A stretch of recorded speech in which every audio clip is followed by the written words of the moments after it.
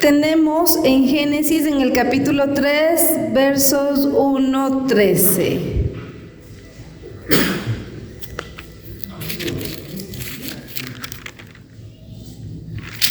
Muy bien, voy a dar lectura. Si ustedes tienen sus Biblias, estén atentos, por favor. Vamos a dar lectura. Dice: la serpiente era el más astuto de todos los animales del campo de Yahvé, Dios, que Dios había hecho.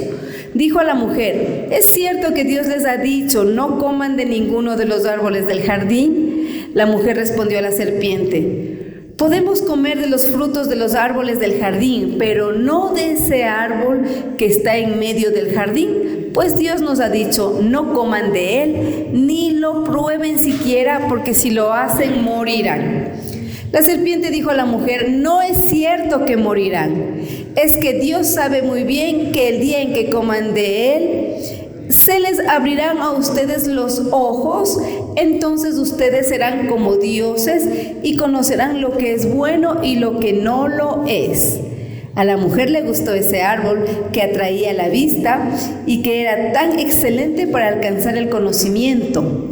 Tomó de su fruto y se lo comió y le dio también a su marido, que andaba con ella, quien también lo comió. Entonces se le abrieron los ojos y ambos se dieron cuenta de que estaban desnudos. Cosieron pues unas hojas de higuera y se hicieron unos taparrabos. Oyeron después la voz de Yahvé, Dios, que se paseaba por el jardín a la hora de la brisa de la tarde. El hombre y su mujer se escondieron entre los árboles del jardín para que Yahvé, Dios, no los viera. Yahvé llamó al hombre y le dijo: ¿dónde estás? Este contestó: he oído tu voz en el jardín y tuve miedo porque estoy desnudo y por eso me escondí. Yahvé, Dios, replicó: ¿quién te ha hecho ver que estabas desnudo? ¿Has comido acaso del árbol que te prohibí? El hombre respondió: la mujer que pusiste a mi lado me dio el árbol y comí. Yahvé dijo a la mujer: ¿qué has hecho? La mujer respondió: la serpiente me engañó y he comido. Palabra de Dios. Te alabamos, Señor. Este es un momento muy importante en la historia de la salvación, porque se rompe esa amistad con Dios, porque se rompe esa confianza, lo que todo Dios nos ha dado. Y tenemos nosotros que entender qué es pecado, porque el tema de hoy es qué es el pecado. Cuando nosotros no vivimos una vida en el Espíritu, podemos estar cometiendo muchos pecados y muchas veces no somos conscientes, porque no sabemos ni siquiera qué es pecado. Entonces hoy vamos a descubrir, tanto literalmente como de una manera más entendible, lo que es el pecado. El pecado va a decir que es la acción de la persona donde pierde la gracia espiritual y le hace enemigo de Dios. Es una palabra fuerte. Dice que el pecado es la acción que realiza una persona donde pierde la gracia espiritual y se hace enemigo de Dios. ¿Alguno de ustedes quiere ser enemigo de Dios? No, ¿verdad? No, dice el hermano que va enemigo de Dios, enemigo de mi Creador. Pero sin embargo, eso es el pecado. El pecado nos convierte en enemigos de Dios y eso es algo que no queremos. Pero sin embargo, por ignorancia muchas veces pecamos.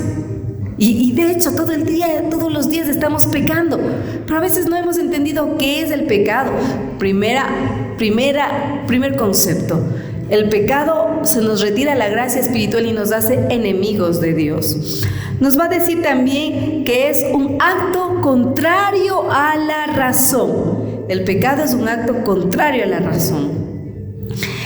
El pecado significa errar, significa equivocarse, significa desviarse. El pecado también viene del latín que dice peccatum, que es un delito, que es una falta. El pecado es una infracción moral. Si nosotros somos personas que manejamos un auto y nos pasamos del semáforo que dice en rojo, comete una infracción, ¿verdad? ¿Infracción de qué es? De tránsito. Y cometer pecado es, dice, una infracción moral. ¿Quién nos pondrá una multa? Eso nos pasa, que como no nos ponen multa, seguimos pecando, ¿cierto? Una infracción moral, eso es lo que es el pecado. También nos va a decir que el pecado es apartarse de Dios, que es la vida, y por tanto entrar en muerte. Mire cuántos conceptos hay de pecado. Sí, ¿cuál es el que más me asustó a mí? El que más me asustó a mí es esa que dice que nos volvemos enemigos de Dios. Ese me asustó. Y también me asustó ese que dice que como Dios es vida y yo me aparto de Dios, entonces entro en estado de muerte. Entonces, hermanos que están en este seminario de vida, primero tenemos que entender qué es el pecado y cómo es que yo, tal vez sin darme cuenta, estoy cometiendo pecado. Estoy ofendiendo a Dios, estoy rompiendo la gracia que Dios me ha dado y estoy separándome de Dios. Entendiendo que sí, ya les quedó claro qué es el pecado. Qué susto, ¿verdad? Sí da susto. Cuando nosotros no entendemos qué es el pecado, les cuento. Una hermanita me decía a mí, del grupo de oración, que ella se fue a confesar de una situación personal. Ella se había puesto un implante para no tener hijos y pues después, como le estaba haciendo daño, se fue a confesar y el padre le dijo: tú has abortado. Dijo: no padre, no he abortado. Le dijo: tú has abortado porque tú seguiste teniendo una vida íntima con tu pareja, que es normal, pero con ese implante acá, entonces tú abortabas. Entonces decía: pero padre, yo no sabía eso, yo no sabía que yo abortaba. Tú no sabías, pero inocentemente pecaste, pero inocentemente vas a ir al infierno, le dijo así, ¿no? O sea, el que no tengamos conciencia del pecado no nos exime de la culpa, de la falta y de la consecuencia, hermanos.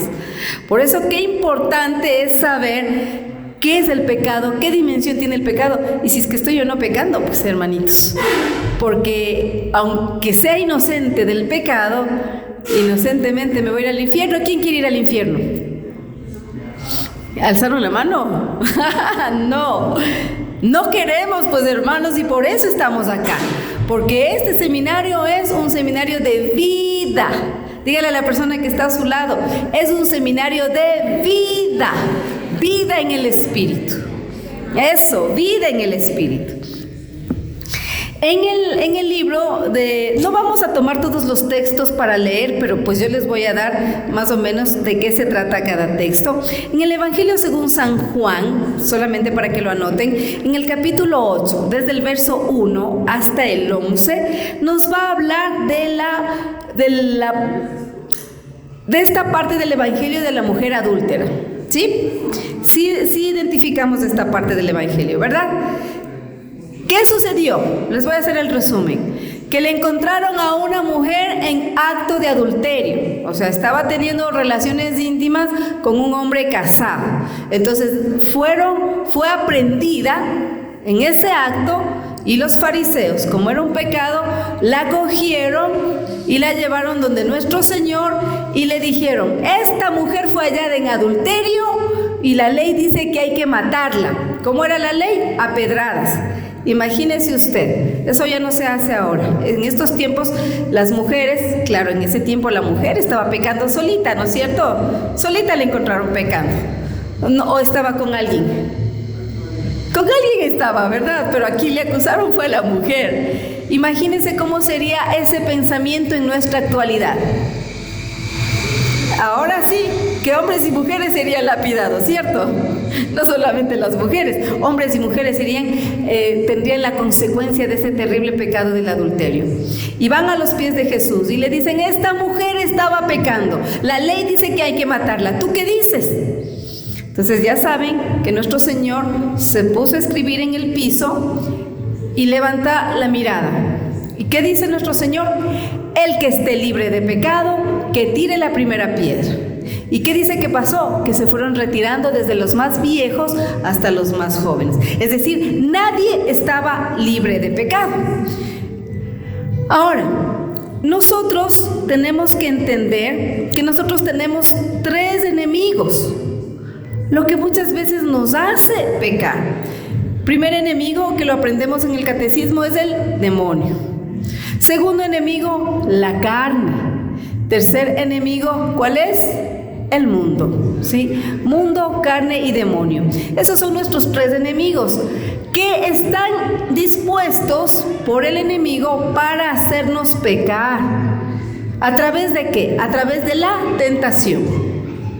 La tentación en sí no es pecado, pero si yo caigo en tentación, ahí sí es pecado, ¿sí? Entonces ahí sí me mancho, ahí sí me ensucio, ahí sí pierdo la amistad con mi Creador.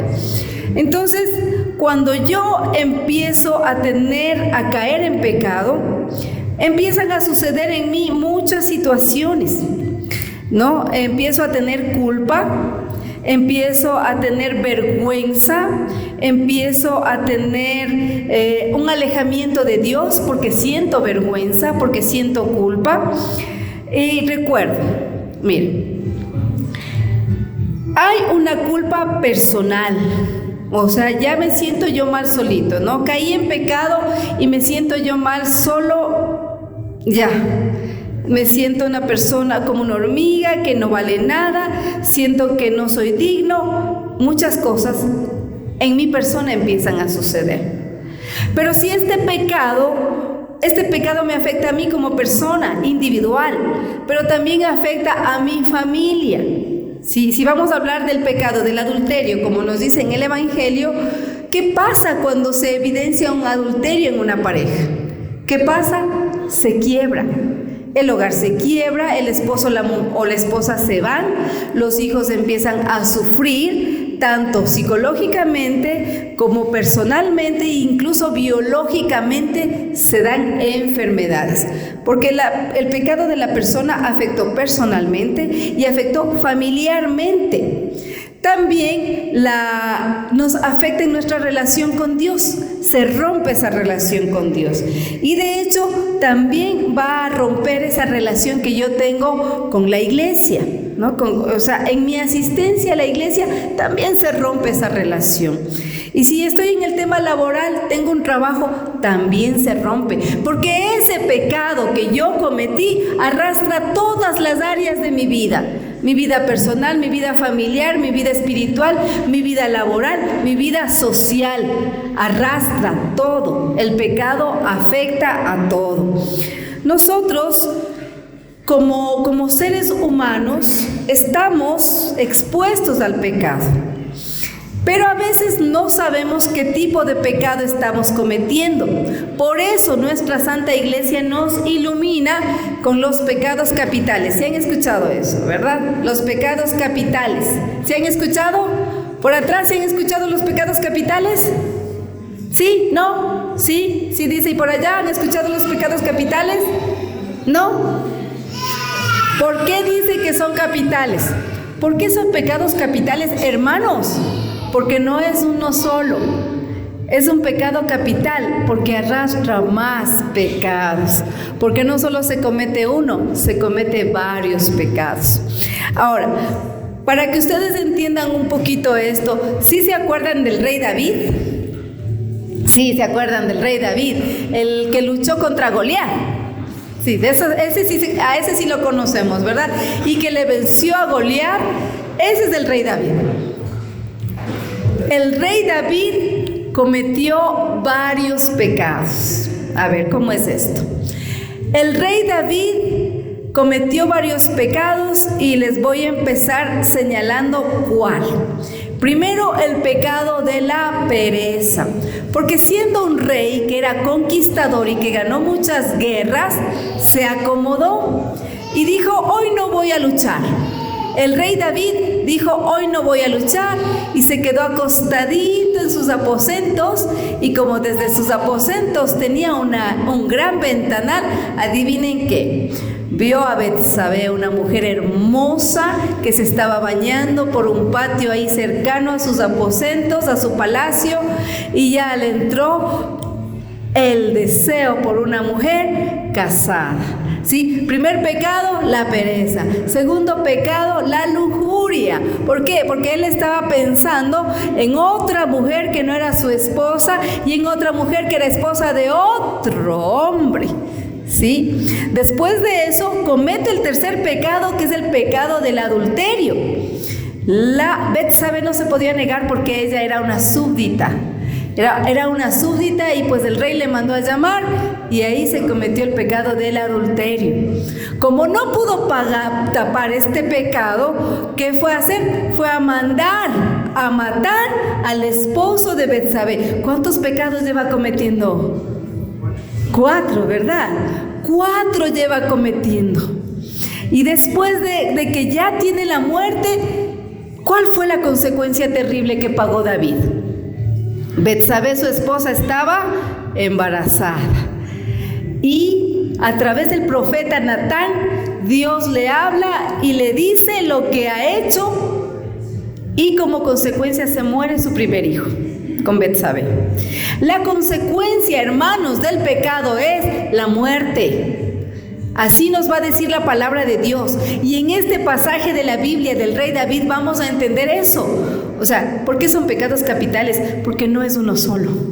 Porque el pecado que cometo yo siempre arrastra otros pecados más. Por eso se llaman pecados capitales. Porque no es uno solo.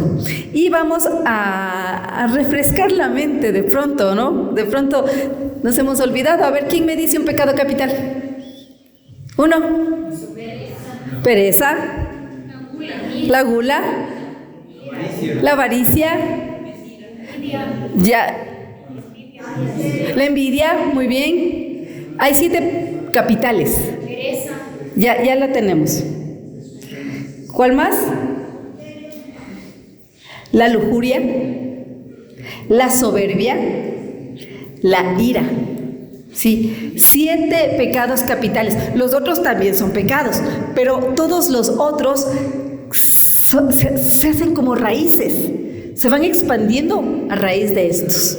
Ya voy a repetir. La soberbia, ¿qué es la soberbia? La soberbia es la autosuficiencia, el orgullo propio, un orgullo desmedido de que yo soy autosuficiente, o sea, yo me basto, yo soy todo. Por ejemplo, hay personas que han llegado a ser profesionales. Digamos, una persona que no tuvo papá y mamá que le estudie y ha llegado a ser profesional por su propio esfuerzo. Entonces dice, yo me estudié.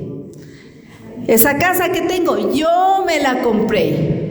Ese carro que tengo, yo me lo compré. ¿Qué es eso? Eso es orgullo desmedido y soberbia, porque no tiene la humildad de decir, gracias a Dios. Gracias a Dios que yo me pude estudiar. Gracias a Dios que me pude comprar la casita, que me pude comprar el carrito. Eso es humildad.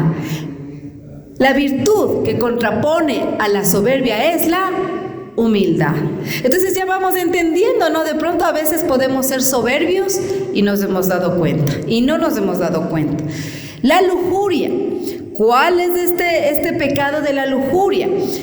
Es la degeneración de la parte sexual, tanto mental como física, que se puede estar cometiendo. Porque la intimidad es una bendición para las parejas que son bendecidas por Dios. Pero, ¿cuál es el pecado que se comete? La fornicación, el adulterio y ahorita muchos más pecados que salen como raíces, ¿no es cierto? Ahora es hombre con hombre, mujer con mujer, ahora es hombre con animal, etcétera. O sea, ¿qué hay ahí? Una lujuria ya hasta perversa. ¿Cuál es la virtud de la lujuria? La castidad, ¿sí? Que este acto de amor que se hace en pareja tiene un objetivo, que es la procreación, que es la continuidad del legado de los seres humanos como tal, como somos, ¿no? En una castidad, en una belleza, en una naturalidad, dentro de todo lo que ahora estamos viviendo, ¿sí? Entonces, ¿cuántos actos de lujuria se están cometiendo hoy por hoy? Muchísimos, hermanos, muchísimos. Y la castidad no significa que estamos como hermanitas, ¿no? No, es vivir a plenitud nuestro llamado, que es el matrimonio, ¿no? A vivir en plenitud la sexualidad dentro de la bendición de Dios. Esa es la castidad.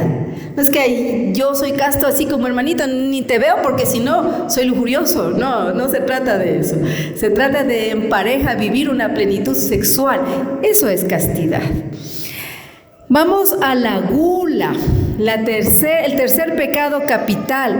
¿Qué es esto? La gula es el hacer, por ejemplo, el comer desmedidamente, sin control, el darme a los vicios de una manera desmedida, la bebida, la comida, ¿qué más? O sea, por gula, o sea, quiero más, siempre quiero más. La virtud que contrapone a la gula se llama templanza, ¿sí? Es la templanza. Hasta hay un dicho por ahí. O sea, más bien me quedo con un poquito de hambre que demasiado lleno porque hasta puedo vomitar. Ya, templanza, prudencia en todo esto de la gula. El siguiente pecado es la envidia.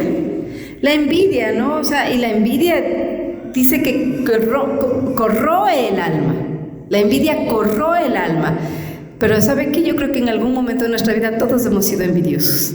En algún momento de nuestra vida. Tal vez no lo hemos hecho de mala voluntad, pero capaz que sí. Entonces la envidia, ¿cuál es la virtud que le contrapone a la envidia? Es la caridad. La caridad, o sea, yo más bien me alegro si el vecino se compró un carrito. ¡Qué lindo! Voy y le felicito. Vecino, qué lindo que se ha comprado un carrito. Que Dios le bendiga. No voy a estar, ya se ha comprado un carro y con qué plata estará pagando y yo no puedo comprarme un carro. O ya se ha comprado una casa, o ve cómo se viste el vecino. Estar pensando siempre en qué tienen los otros, en qué hacen los otros, corroe el alma, hermanos. Y podemos estar cayendo en este pecado de no alegrarnos de las ganancias de los otros, de las mejoras, de cómo van prosperando. Y yo me estoy consumiendo. Entonces, contra ese pecado, la caridad. La ira también es un pecado capital que va desatando más pecados. Entonces viene la mentira, vienen otros pecados. ¿Cuál es la virtud para ese pecado? Es la paciencia. Hay que ser pacientes. En la palabra de Dios nos va a decir que tenemos que tener dominio de nosotros mismos. Y cuando nos dicen algo que no nos gusta, ¿sí nos dominamos o nos encendemos como fosforito? Nos encendemos muchas veces. Entonces, hermanos, si nosotros vamos entendiendo estos pecados, el otro es la pereza. Y contra la pereza, la diligencia. También hay este dicho que dice que en la mente del vago, el diablo hace su laboratorio. Qué feo, ¿no es cierto? O sea, qué feo que seamos el laboratorio del demonio. Más bien estar bien ocupaditos. Mente ocupada, mente sana, cuerpo sano. Bien ocupadita nuestra mente. Entonces, mis hermanos, a raíz de estos pecados capitales vienen muchos más, los que ya dijeron acá. Entonces, entendamos qué importante es entender que estos pecados, que tal vez yo no lo sabía, el comportamiento de estos, puedo yo estar cayendo en estos. Puedo yo estar cayendo en estos y no me he dado cuenta. Pero como ya voy teniendo el conocimiento, entonces yo ya me voy a cuidar, mis queridos hermanos, de caer en estos pecados. Pero bueno, no vamos a hablar solamente del pecado, Aunque es importante saber en nuestro estilo de vida, que es una vida en el Espíritu, es importante tener la conciencia de qué es lo que está pasando. Sí, en el Evangelio vámonos rapidito al Evangelio según San Mateo, en el capítulo 15, en el verso 29.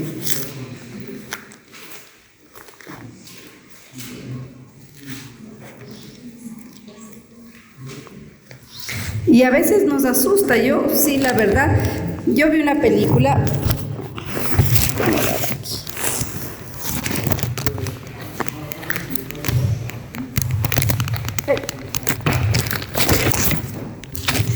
A ver, voy a ponerle por acá, para que no se me caiga. Ya, ahora sí. Vi una película que se trataba de un superhéroe, pero ahí los 7 pecados capitales tomaban forma y eran unos monstruos, eran horribles. Entonces yo creo que sí, a veces necesitamos eso, ver cómo serían, ¿no? Que se presentaran ante nosotros así con esa figura, ¿cómo es? De un monstruo. Y creo que a veces esa figura es necesaria para que nosotros entendamos lo oscuro, lo feo y lo grave de estar cometiendo pecado. En el Evangelio según San Mateo, en el capítulo 15 en adelante, vamos a hablar sobre los frutos. Mateo 15.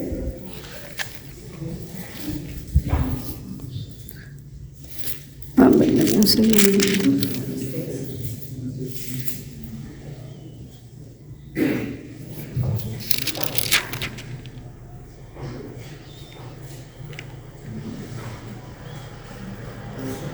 Ya. Dice el verso 19, Mateo 15, verso 19, dice: del corazón proceden los malos deseos, asesinatos, adulterios, inmoralidad sexual, robos, mentiras, chismes. Estas son las cosas que hacen impuro al hombre. Pero el comer sin lavarse las manos no hace impuro al hombre. Palabra del Señor. Gloria a ti, Señor Jesús. Bueno, aquí nos da, ya precisamente nos da a nosotros las acciones que hacen impuro al hombre. Y nos va a decir también en la palabra de Dios que de un árbol bueno solo pueden salir frutos buenos y que de un árbol malo no pueden salir frutos malos. El pecado, hermanos, a nosotros nos esclaviza. ¿Cómo nos esclaviza? En el caso de mi papacito, él a los 19 años cayó, digamos que antes decíamos vicios, pero ahora desde la parte espiritual entendemos que no era un vicio, sino que era un pecado, una atadura, ya está considerado como una enfermedad, porque el pecado, mis hermanos, nos esclaviza. Y mi papacito empezó a salir con sus amigos del trabajo desde los 19 añitos, por lo cual empezó él a tomar trago desde los 19 añitos. Y por tanto se fue desarrollando una enfermedad que después de años entendimos que era una enfermedad y que había que tratarle como un enfermo a mi papacito. Él era alcohólico crónico. Él llegó al extremo de pasar como esos, ¿se han visto en el mercado a los borrachitos que están tirados? Todos sucios y borrachos. Así era mi papacito. A ese extremo llegó de alcoholismo. Él perdió sus casas, sus terrenos, su trabajo y perdió hasta el nombre, mis hermanos. ¿Por qué? Porque estaba atado al pecado del alcoholismo, que en un inicio eso fue como un vicio, después fue una enfermedad, después él era un esclavo del alcoholismo. Y lo perdió todo, hasta su nombre, porque le siguieron un juicio de insolvencia. Entonces él no podía tener ni una cuenta de ahorros.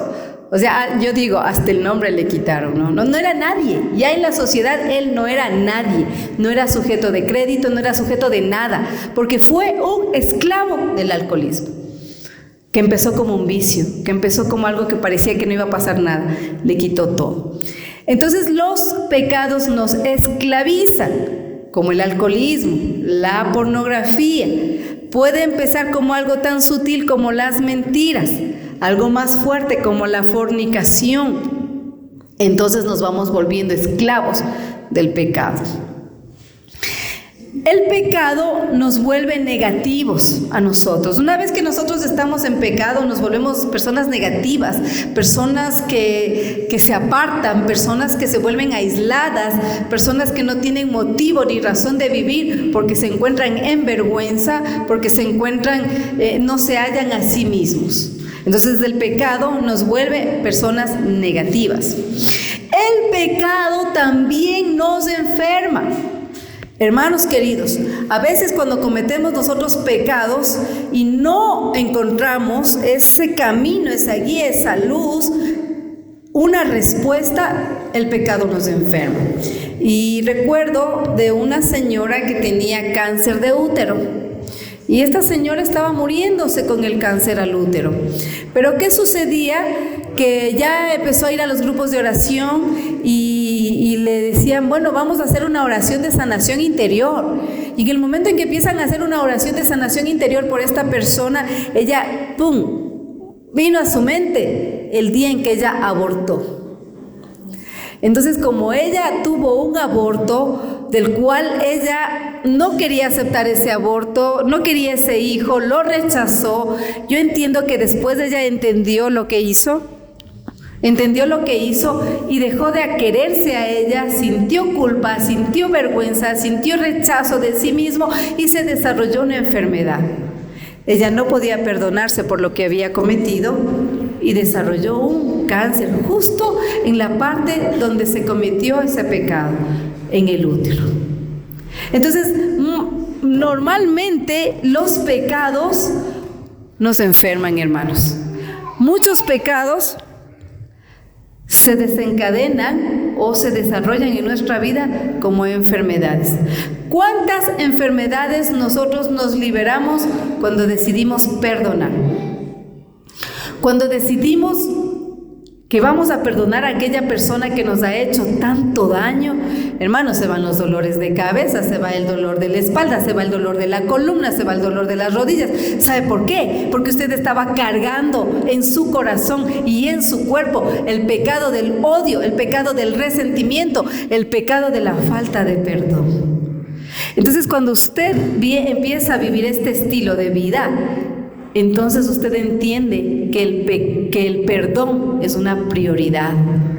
Y tenemos a la fila, hermanos, tenemos a la fila esos rencores que de pronto con el hermano, a veces con el papá, a veces con el hijo, con el esposo, con la esposa, con el suegro, con la suegra, con el jefe, con el primo, con la prima, qué sé yo.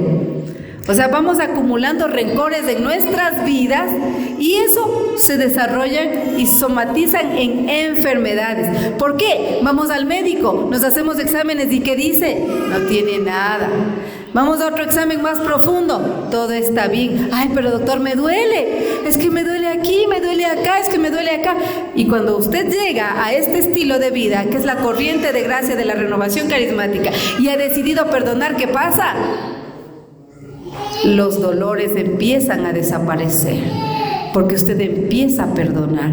Entonces usted empieza a liberarse, pero entendiendo primero por dónde va el perdón. El pecado nos trae miedo. Cuando nosotros cometemos pecado, vivimos en constante temor. Primero, de que se enteren de que he cometido ese pecado. Y segundo, de lo que me pueda pasar si se enteran que he cometido ese pecado. Entonces, mis hermanos, nosotros tenemos que entender que el pecado nos esclaviza, nos hace vivir en miedo, nos provoca enfermedades, nos hace enemigos de Dios. O sea, son muchas cosas que de pronto nosotros ni siquiera sabíamos. Y que muchas cosas las estábamos nosotros viviendo por vivir. Tal vez dentro de la moral, que no incluye necesariamente la vida cristiana, de la moral, estoy hablando de la moral, el sentido común de vida, ¿no? El sentido común. Ser una persona buena que no hace daño a nadie, es un sentido común. Pero va más allá de eso la vida espiritual. La vida espiritual va más allá de eso, de ser una persona buena. de no hago daño a nadie, no robo, no mato, no miento, no soy infiel. No, la vida espiritual va más allá de eso, de entender que hay pecado en el que estoy viviendo frente al pecado, pero que yo puedo tomar la decisión de no cometer ese pecado. Por eso usted está aquí, mi hermano. Por eso usted está haciendo este seminario de vida en el Espíritu, para que usted tenga la conciencia, porque Dios le ha llamado a que usted tenga un estilo de vida espiritual. Así como tiene un estilo de vida diario, usted tenga un estilo de vida espiritual. Pero Dios sabe nuestras limitaciones. En el Salmo 51, nosotros vamos a tomar en cuenta lo que dice las palabras del rey David.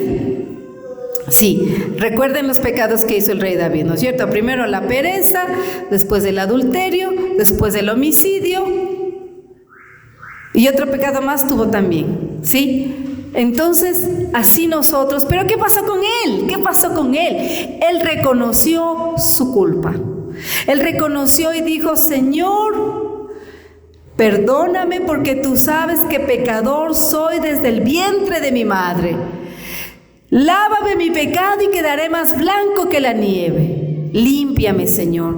Mi pecado yo bien lo conozco. ¿Qué hizo él? Reconocer su pecado y esperar en la misericordia de Dios. Esa es la diferencia con nosotros. Que si el pecado está frente a nosotros y que nosotros caemos en la tentación de pecar, pero tenemos un Dios misericordioso. Y eso se ve reflejado, solo anótele nomás, en el Evangelio según San Lucas, en el capítulo 15, del 11 en adelante. De igual manera, no voy a dar lectura porque son varios versículos, pero sí vamos a ver de qué se trata. Se trata del hijo pródigo, que es otra parábola que también la conocemos, ¿cierto? En la parábola del hijo pródigo también vamos a detectar varios pecados que fueron cometidos, ¿no? Primero, cuando el hijo le dice: dame la parte de la herencia que me corresponde. Vamos a encasillar los pecados. ¿Qué pecado sería ese? No, la avaricia no. La soberbia, exacto, la soberbia. El hijo se sintió autosuficiente, ya no necesita del padre. Entonces, ¿qué dice? Dice: dame lo que me corresponde. No pregunta: papá, tal vez has pensado en tu testamento, si me has tomado en cuenta, tal vez me querrás dar un pedacito de tierra. No, ¿qué dijo? Dame lo que me corresponde. O sea, él ya estuvo bien, él ya tuvo su abogado, él ya estuvo bien instruido, bien adoctrinado de lo que tenía que pedir, ¿no es cierto? El primer pecado que él comete es el orgullo en demasía, que se llama soberbia. Después de eso, ¿qué pecado comete él? Se va a tierras lejanas y empieza el derroche, ¿cierto? Empieza a gastarlo en bebida, en comida, en buena vida, con mujeres. ¿Cómo se llamaría ese pecado? ¿En qué pecado encasillaríamos esta parte, esa actitud? ¿Ah? Libertinaje, sí. Entonces eso entraría en el tema de la lujuria, en el pecado capital de la lujuria, donde se extiende como libertinaje y abuso también de todo lo que él tenía. Después de eso, ¿qué pasó? Cuando ya se le acabó todo lo que él tenía, llegó a tocar fondo. Se le fueron los amigos, se le fueron las mujeres, ya él era nadie más que un gusano, como una hormiga. Entonces él toca fondo y él llega a lo más desagradable que podría ser un ser humano. Ni siquiera comer lo que les daban a los chanchos, pero sí a vivir entre chanchos. Yo tenía mi abuelita, que en paz descanse, y ella tenía chanchitos, y ella tenía su chancherita. Yo ni me acercaba del olor, la verdad, como era niña. Y luego mi mamá también, en un terreno grande que teníamos la chanchera, así se llamaba. Entonces mi mamá nos mandaba a darle de comer a frechillo y ni siquiera en una bateíta. Pero ya, el chanchito salía ya. Y luego, lleno de excrementos, lleno de suciedad. Yo era niña, yo iba así. porque hasta me daban ganas de vomitar. Y este hombre, este hijo de un rey que lo tenía todo, vivía entre cerdos. Y ni siquiera podía comer esa comida. O sea, él llegó más abajo que al fondo. Llegó a eso. Porque el pecado nos convierte en eso. El pecado nos convierte en gusanos. Pero ¿qué pasó? Llega un momento de toda esta situación que él reacciona. Él reacciona. O sea, ¿cómo es posible si yo, donde mi padre hasta los empleados viven mejor que yo? No, medita, entra esa misericordia a su vida y dice yo, me levantaré, dice la palabra, ¿no? Me levantaré y toma una decisión. E iré a la casa de mi padre y le diré, pecado contra ti, ya no merezco ser hijo tuyo, nos va a decir la palabra. Pero él toma la decisión. Entonces, ese es un ejemplo para nuestra vida. Hermanos, si nosotros hemos estado viviendo en pecado, veamos la imagen de ejemplo para nuestra vida. Reconocer que él estaba mal. Él reconoció que estaba mal y luego tomó una decisión de cambio de vida. Y de hecho regresó donde su padre en humillación. Él se humilló ante su padre y le dijo, no merezco ser hijo tuyo. Yo me he portado mal, fui soberbio, fui orgulloso, fui atrevido. Porque imagínense un hijo que le diga, bueno, dame lo que tengo, lo que merezco, ¿no? Entonces, todas estas situaciones pueden relacionarse a nuestra vida y darnos cuenta. Pero ¿qué es lo que pasó? Él regresa, ¿no? Regresa tomando toda esa decisión. ¿Y quién le recibió?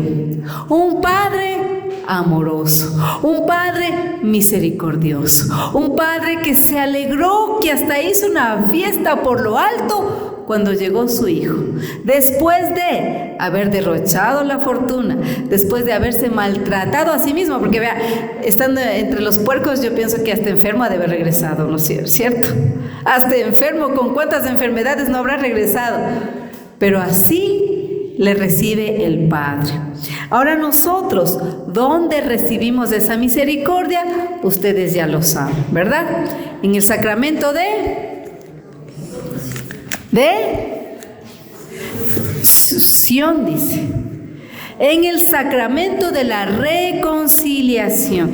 Y qué bendición, porque en ese tiempo no había el sacramento, pues imagínense. Entonces nosotros tenemos una gran bendición, tenemos esta maravillosa oportunidad de la reconciliación, del sacramento de la reconciliación. Quiero leerles una bonita historia. Ustedes que ya han hecho el seminario tienen que tener el librito. Sí tienen todos el librito, ¿verdad? ¿Sí? A ver, levante su librito. Eso, por atrás. Eso, muy bien. A ver, muéstrame, todos me van a mostrar el librito. A ver. Eso, excelente, una fotito, Pati. Una fotito. Muy bien. Nosotros, quiero hacerles una lectura. Eso, ¿por qué? Porque ustedes van a ir a su casita 10 minutitos, van a vencer la tentación de la pereza y van a leer el librito 10 minutos. Si se levanta a las 6, levántese 10 para las 6, y si se acuesta a las 10, acuéstese a las 10:10. Quiero que pongamos atención a esta historia, y si la persona que está a su lado se está durmiendo, dele un codazo a ella. ¡Despierta! No cedas al pecado de la pereza. No, ¿cuál pereza? Si es sueño y cansancio. Sí, mi hermano, yo le entiendo. Yo también tengo sueño y cansancio después de todo el día. Pero este momentito no dejemos que se nos sea robado. Vamos a poner atención. Dice que la convención de demonios, voy a dar lectura, así que póngase pilas. Dice, Satanás llamó a una convención mundial de demonios. En su alocución de apertura dijo, no podemos evitar que los cristianos concurran a la iglesia. No podemos evitar que lean sus Biblias y conozcan la verdad. Tampoco podemos evitar que se entregue a una íntima relación con su Salvador. cuando llegan a esa situación con Jesús, nuestro poder sobre ellos se rompe. Así que dejémosles concurrir a sus iglesias, dejémosles tener sus reuniones sociales y cenas, pero robémosles el tiempo. Así no tendrán oportunidad de desarrollar una relación con Jesucristo. Esto es lo que quiero que hagan. Distráiganlos durante todo el día. ¿Cómo haremos esto?, gritaron los demonios. Manténganlos ocupados en trivialidades de la vida e inventen innumerables cuestiones para ocupar sus mentes. Tiéntenlos a gastar y pedir prestados, que estén endeudados. Persuadan a sus esposas a salir a trabajar por largas horas y a los maridos a trabajar 6 y 7 días cada semana, 10 y 12 horas diarias. Así ellos podrán mantener ese estilo vacío de vida. Eviten que pasen tiempo con sus hijos, como su familia se fragmentará. Pronto sus hogares no encontrarán salida a las presiones del trabajo. Sobreestimulen sus mentes, así ellos no podrán oír aquella voz calma y suave. Tiéntenlos a escuchar mucho la radio, los CDs, los cassettes cuando conducen en sus automóviles. Mantengan continuamente sus televisiones, sus grabadoras, sus iPods, sus iPhones, sus celulares y sus computadoras encendidas en sus hogares. Asegúrense que cada negocio y restaurante en el mundo pase constantemente música popular. Ello contribuirá a llenar sus mentes y romper su unión con Cristo. Llenen las mesas con revistas, con diarios, con el TikTok, con el Instagram, con todas las redes sociales. Repiqueteen en sus mentes con noticias mundiales las 24 horas. Invadan las rutas con carteles publicitarios o inunden sus buzones con correos, con postales inútiles, publicidades de toda clase de propaganda y promoción, ofreciendo productos gratis, servicios, falsas esperanzas. Presenten hermosas y delgadas modelos en revistas, en películas de televisión. Así los esposos creerán que la belleza exterior es lo importante y quedarán insatisfechos con sus esposas. Mantengan a los esposos muy cansados para amar, a las esposas muy cansadas para amar a sus maridos a la noche. Denles dolores de cabeza.